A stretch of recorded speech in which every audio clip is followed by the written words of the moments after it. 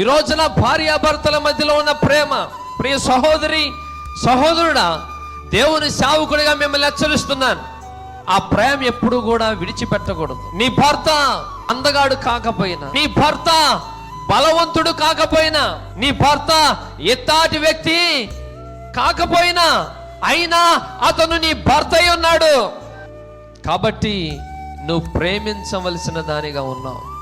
కానీ నువ్వు ఒక క్రైస్తవునివైతే, నీకు క్రీస్తు ప్రేమను గురించి నీకు తెలిస్తే, నువ్వు పెళ్లి చేసుకునేటప్పుడు నీ భార్య సన్నగా ఉండొచ్చు, తర్వాత నీ భార్య లావుగా అయిపోవచ్చు.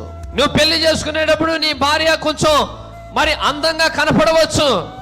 పని చేసి పిల్లల కోసం శ్రమపడి నీ భార్య యొక్క ఆ ముఖము ముడతలు పడవచ్చు, కంటి కింద నల్లగా అవ్వచ్చు.